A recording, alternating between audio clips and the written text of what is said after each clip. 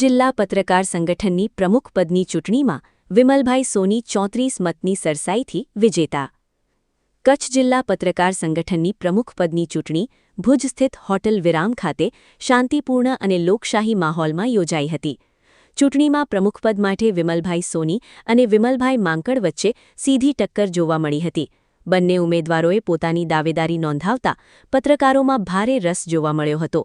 મતદાન પૂર્ણ થયા બાદ હાથ ધરાયેલી મતગણતરીમાં વિમલભાઈ સોનીને 123 મત, જ્યારે તેમના પ્રતિસ્પર્ધી વિમલભાઈ માંકડને 89 મત પ્રાપ્ત થયા હતા. ઉપરાંત નોટામાં 0.3 મત પડ્યા હતા અને 6 મત રિજેક્ટ જાહેર કરવામાં આવ્યા હતા. આમ કુલ 221 મતના પરિણામમાં વિમલભાઈ સોનીએ 34 મતની સરસાઈથી વિજય મેળવી કચ્છ જિલ્લા પત્રકાર સંગઠનના નવા પ્રમુખ તરીકે ચૂંટાઈ આવ્યા હતા. પરિણામ જાહેર થતાં જ સમગ્ર હોલમાં તેમના સમર્થકો અને પત્રકાર મિત્રોમાં આનંદનો માહોલ છવાઈ ગયો હતો. વિજયની ઘોષણા બાદ તેમને ફૂલહાર પહેરાવી અભિનંદન પાઠવવામાં આવ્યા હતા.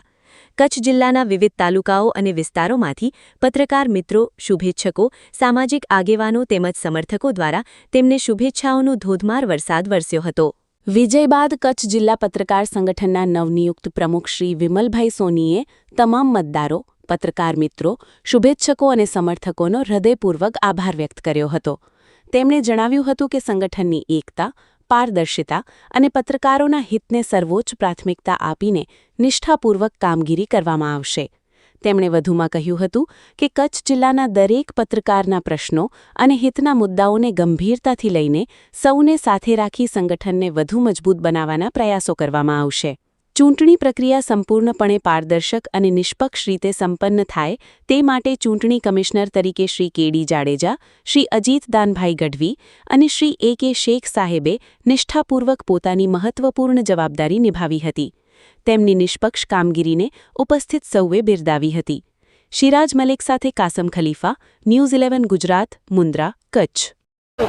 જય હિન્દ દોસ્તો, આજે કચ્છ જિલ્લા પત્રકાર વેલફેર જે ફાઉન્ડેશન હતું એના દ્વારા ઇલેક્શન થયું અને કહેવાય છે કે આ ઇલેક્શન છેલ્લા 3 વર્ષમાં થતું હતું. ત્યારે આજે ઇલેક્શન તો એક તરફ વિમલભાઈ સોની હતા અને એક તરફ બિમલભાઈ માંકડ હતા અને કહેવાય છે કે જંગ ખૂબ જામ્યો હતો.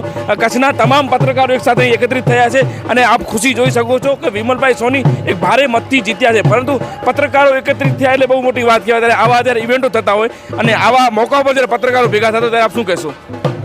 હું આ પત્રકાર એકતાને બધાને હું સેલ્યુટ કરું છું અને નમન કરું છું બધાને કે એક તરફી કોઈ પણ જે ઉમેદવારો હતા એ ઉમેદવારોને પોતાની સમજણ ખાતરી ઉપર જીતાડે છે. હવે આપણે એમના ઉપર એ આશા રાખીએ છીએ કે એ આપણા ઉપર ખરા ઉતરે. ખૂબ સારી વાત કરી કે એ આપણા ઉપર ખરા ઉતરે અને ઘણી આશા પણ હોય છે. અને પત્રકાર મિત્રોની વાત કરીએ તો કચ્છની અંદર બહુ મોટો આ વર્ગ છે અને પત્રકારની એકતા પણ આજે દેખાણી. ત્યારે મારી પાસેના દ્રશ્યો આપણે બતાવું. બાબુ, ખાસ કરીને આજે વિમલભાઈ સોની જીત્યા ત્યારે કેટલી આશા એમના ઉપર આપને? એટલે સંગઠન આપણું મજબૂત થશે, સોનીભાઈ આગળ લઈ લે, કારણ કે ઘણા વર્ષથી એક જ પેનલ આવતી હોય ને હવે નવા ચહેરાઓથી કામ કરવાના છે ને આપણે નવાને ચૂત્યો છે, નવા કંઈ કરશે એમ આપણે વિશ્વાસ છે વિમલભાઈ કંઈ કરશે. સૌથી વધારે ખુશ હું આપને જોઈ રહ્યો છું. એટલા વિમલભાઈ ખુશ નહીં એટલા તમે ખુશ છો, તો વિમલભાઈના આવવાથી કેટલો આ ચિત્ર બદલાશે? ભાઈ, આ વિમલભાઈની જીત નથી. સૌથી પહેલાં તો હું તમને કહી દઉં, આ કોઈ વિમલભાઈની જીત નથી, આ પૂરા સોની જીત નથી, આ આપણા બધા પત્રકાર મિત્રોની જીત છે. બરાબર, પત્રકાર એકતા સંગઠન રહેશે હતું અને રહેવા રહેશે. આમાં કોઈ આમાં હું કારો નહીં હાલે અને આમાં અમે હાલશું, હું કાંઈ છું એવું નહીં ચાલી રહે અને ચલાવી પણ નહીં લેશું. એટલે જ અમારા વિમલભાઈની ખાલી એકલાની જીત નથી, આપણા દરેક પત્રકાર મિત્રની જીત છે. જીતશે પત્રકાર, જીતશે વિમલ. ખાસ કરીને વાત કરું તો બાબુ, વિમલભાઈ સોની જીતી ગયા કારણ કે ભારી મતોથી જીત્યા છે. ત્યારે એમાં એક વાત હતી કે છેલ્લા 3 વર્ષ કે 1 વર્ષ આ મુદ્દા ઉપર પણ ચૂંટણી લડાડી. ત્યારે વિમલભાઈ સોનીના જીતવાથી ચિત્ર કેટલું બદલાશે? વિમલભાઈ સોનીની જીતવાથી ચિત્ર તો એવું છે કે પત્રકાર કોઈ પણ જીતે, વિમલભાઈ સોની જીતે યા વિમલભાઈ માંકડ, પણ અમારા પત્રકાર એકતા સંગઠનની જીત થઈ છે. અમને એ વધારે ખુશી છે. બાપુ ખાસ કરીને આ ઇલેક્શનની ચર્ચા હતી કે એક પત્રકારોનું ઇલેક્શન થશે છે પહેલે 3 વર્ષમાં થતી હતી એટલે હવે કદાચ મને ખ્યાલ છે 1 વર્ષમાં ચૂંટણી થવાની છે ત્યારે આ જે પત્રકારની જે ટક્કર હતી કારણ કે બંને પત્રકાર છે અને એક સંગઠનને મજબૂત કરવા માટે તમામ લોકોની તાકાત એક સાથે લગાડવી જોઈએ. આજ કચ્છના પત્રકારની હાલત જોઈએ તો બાપુ તો ક્યાંક ને ક્યાંક પત્રકાર વિખાયેલો છે અંદરો અંદર જે મતભેદો છે એ મતભેદના લીધે ક્યાંક ને ક્યાંક પત્રકારને તકલીફ પડતી હોય. જ્યારે વિમલભાઈ સોની જીત્યા ત્યારે ચિત્ર કેટલું સર્જાશે ને વિમલભાઈ સોનીને જીત્યાથી પત્રકાર સંગઠનમાં કેટલો ફાયદો થશે? પત્રકાર સંગઠનમાં હવે આપણે સંગઠન જે કરવાનું છે કચ્છ સમસ્ત કચ્છ જિલ્લાનું એમાં કોઈને માલ્યો કે કોઈથી સાથે આપણે વેરભાવ રાખવાનો નથી. ચૂંટણી હાર જીત થાય, એક જણો જીતે 2 જણા જીતે નહીં. અને હવે આપણે જે કામગીરી આગળની કરવાની છે એ અમારો પૂર્વ કચ્છનો પૂરેપૂરો સહયોગ મળશે, ફંડ પણ મળશે. આપ ઘણા કામો કરી રહ્યા છે ત્યારે વિમલભાઈ સોનીને એક વડીલ તરીકે આપનો શું સંદેશ હશે? અમારો સંદેશ એ છે કે દરેક પત્રકાર નાનામાં નાના પત્રકાર ભાઈ મિત્રને ફાયદો થાય એવું કામ કાર્ય કરજો. વિમલભાઈ આખિરકાર તમારી જીત થઈ અને કાલ રાતની વોટ્સઅપ યુનિવર્સિટીમાં ચર્ચા હતી કે જીત છે તો વિમલભાઈ આપ ઇલેક્શન જીતી ગયા છો, આપના ઉપર ઘણા એવા ભાર છે, વજન મૂકવામાં આવ્યા છે ત્યારે પ્રથમ એવું શું કામ હશે કે પત્રકારો આપના કામથી ખુશ થાય? પહેલે પાયાથી આપણી કે પત્રકાર સંગઠનની પહેલાં કાર્યાલય કરશું આપણે પ્રાથમિક ધોરણે. બીજી વસ્તુ કે આપણા સંગઠન માટે પત્રકાર સંગઠન માટે પહેલાં આપણે લીગલાઇઝ ટીમ રાખશું. પછી બીજી વસ્તુ કે કોઈ પણ પત્રકારની અંદર કોઈ પણને અકસ્માત થશે એને તાત્કાલિક ધોરણે આપણે એને સહાય કરવામાં આવશે. બરાબર. બીજું કે આપણા પત્રકાર સંગઠનની જીત નથી, તમામ પત્રકારો ભાઈઓની જીત છે આ. બરાબર. મારી આપને એક અપીલ છે કે આપ બંને ભાઈઓ ગલે મિલાવો કારણ કે આ લોકશાહીની મોટા મોટી હાર કે જીત નથી પણ જીત પત્રકાર એકતા જિંદાબાદ, પત્રકાર એકતા જિંદાબાદ, પત્રકાર એકતા. કારણ કે પત્રકારમાં ક્યારે હાર હોતી નથી કારણ કે અમે સૌ જીત્યા છીએ. વિમલભાઈ આપે પણ સારા કામ કર્યા છે ત્યારે આપના કામનો તજુર્બો, આપનો અનુભવ વિમલભાઈ પાસે શું શેર કરશો આપ? બસ સારી ભાવના અને પત્રકાર એકતાને સાથે રાખે અને કચ્છ પત્રકાર સંગઠનને સદાય આગળ લઈ આવે અને જ્યાં પણ જરૂર પડે ત્યાં દરેક પત્રકાર એક સાથે થઈને આગળ વધે એવી મારા ભાઈને શુભકામનાઓ આપું છું. અને હૃદયથી બસ બધાના કામ સારા કરતા રહે અને ખૂબ ખૂબ પ્રગતિ કરે અને સંગઠનની પ્રગતિ કરાવડાવે તેવી અભિલાષા રાખું. મિત્રો જે સમજી રહ્યા છે કે પત્રકાર એકલા છે, મન ફાવે એમ પત્રકાર ઉપર કેસ કરવા, મન ફાવે એમ પત્રકાર ઉપર આક્ષેપો કરવા, તો હવે સાવચેત રહેજો કારણ કે હવે જરીકે ચલાવી લેવામાં નહીં આવે. પત્રકાર એકતા જિંદાબાદ. પત્રકાર તમામ લોકો એક થઈ ગયા છે અને હવે એક જ અવાજે હું કહીશ કે પત્રકાર એકતા જિંદાબાદ, પત્રકાર એકતા જિંદાબાદ. ધન્યવાદ. ત્યારબાદ આપણી સાથે અનુભવ કારણ કે અમે નવજવાનજી પત્રકારી લાઈનમાં હવે આવ્યા છે પણ અમે જેના અનુભવને જોઈ અને જે વ્યક્તિને જોઈને અમે શીખ્યા છીએ એવા લોકો પણ અમારી સાથે જોડાય છે. ત્યારે કાકા ખાસ કરીને આજે પત્રકાર સંગઠનની મિટિંગ થઈ. પહેલું તો મારે એ જાણવું છે કે આ મિટિંગ થયા બાદ જે ચૂંટણી થઈ અને ચૂંટણીમાં જે પણ હાર જીતો ગુણની વાત છે પરંતુ પત્રકાર જીત્યો છે ત્યારે આ ચૂંટણી થકી પત્રકારને કેટલો ફાયદો થશે અને પત્રકાર માટે એવા કયા કામો જે કરવા જોઈએ આપણે? સૌથી પહેલાં મારે અભિનંદન બધા પત્રકારોને દેવું જોઈએ કે જે મતનું વોટિંગ હતું, વોટિંગ જબરજસ્ત હતું, એ સંસ્થા પ્રત્યેનું વોટિંગ હતું. આટલું વોટિંગ થાય તો ઉમેદવાર કોણ હતો એ અત્યારે આપણે નજરમાં રાખીએ તો એ 310 લોકોથી વધુ લોકોએ જો વોટિંગ કરીને 90%ની આજુબાજુ જો વોટિંગ કર્યું તો એ બહુ બેસ્ટ વોટિંગ છે અને સંસ્થા પ્રત્યેની એમની ખાસ લગાવ છે અને આ સંસ્થા ટકી રહે એના માટેનો આ બધાનું લાગણી છે એ વાત કહેવી જોઈએ. હવે વાત હવે આજના સમયમાં જેણે પણ પ્રમુખ થાય એણે એ વિચારવું જોઈએ કે પત્રકારના કલ્યાણ માટે આપણે શું કરી શકીએ. પહેલાં તો પત્રકારોને એક રક્ષણની જરૂર છે, એનામાં જો ડર હોય તો ડર કાઢવાની જરૂર છે. કોઈ પણ તંત્ર તરફનો મન ફાવે એમ પત્રકાર ઉપર કેસ કરવામાં આવે છે. પત્રકારનો જે ડર હોય અંદરથી અને બીજું પત્રકારોએ પણ એક મર્યાદા હતો તો એક પોતાનો કાનૂન હતો તો કાનૂનને સમજવો પડે કે આપણે જે કરી રહ્યા છીએ એ કાનૂન અનુરૂપ છે કે કદાચ ન હોય તો આપણે એમાં આપણો સુધારો લાવવો જોઈએ. અને જો કાનૂન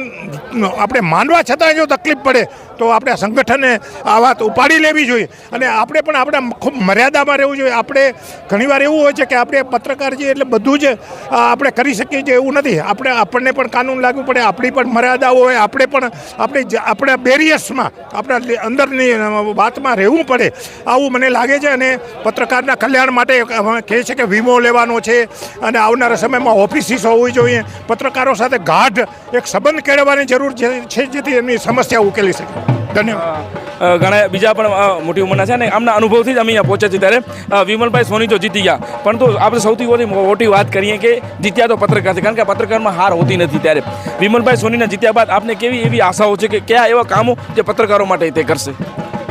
પહેલી વસ્તુ તો એ છે કે વિમલભાઈ સોની જીત્યા બાદ તેઓ આપણે ભુજ તેમજ ગાંધીધામ વિસ્તારમાં એક પત્રકાર સંગઠનનું કાર્યાલય ખોલે સ્વતંત્ર રીતે, અને તમામ પત્રકારોને તેઓ ત્યાં બોલાવી અને એમના જે પ્રશ્નો હોય તેમની રજૂઆત કરે અને આ તેઓ સાંભળી અને તેમનો નિકાલ કરે તેવી એક આશા છે.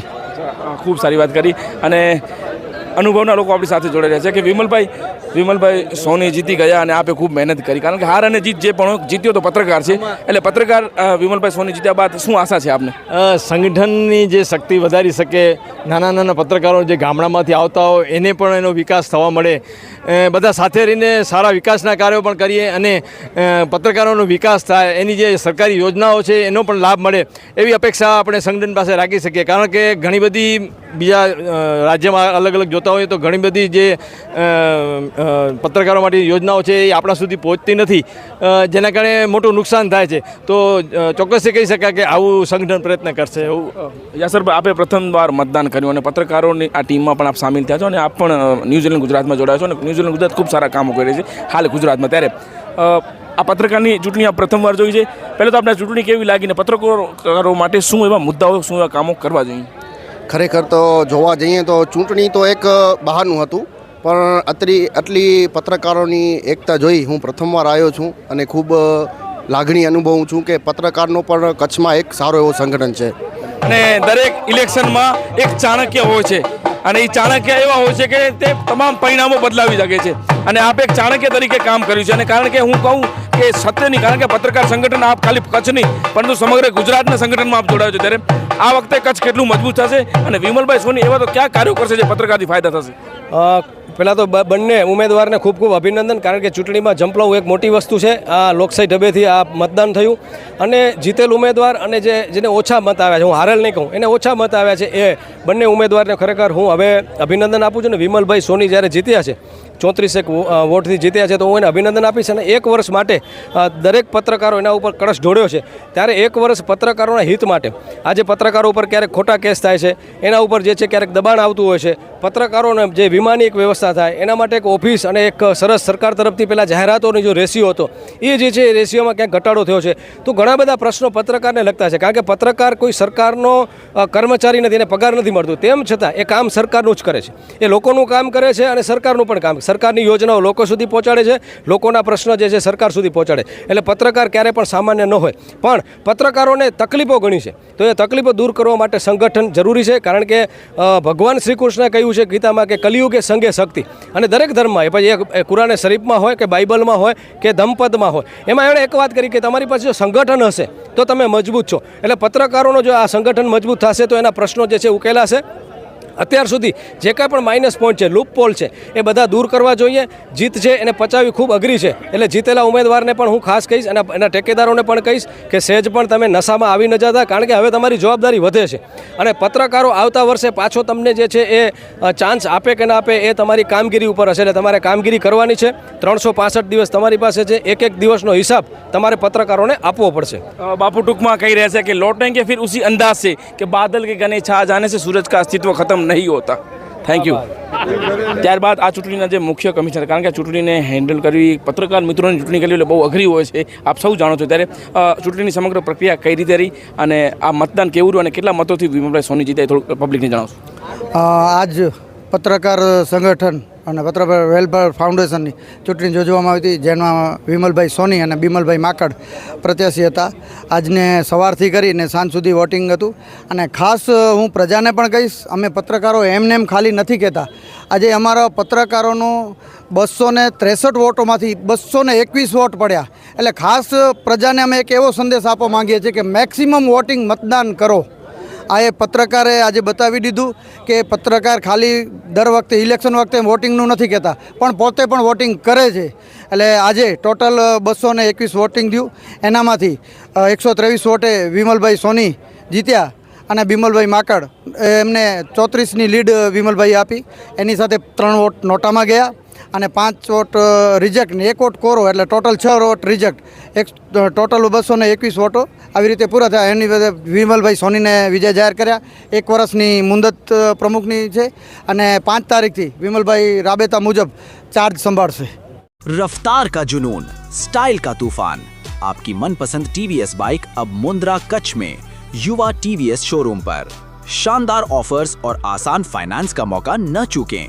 अभी कॉल करें 9998812998 या 9724518848.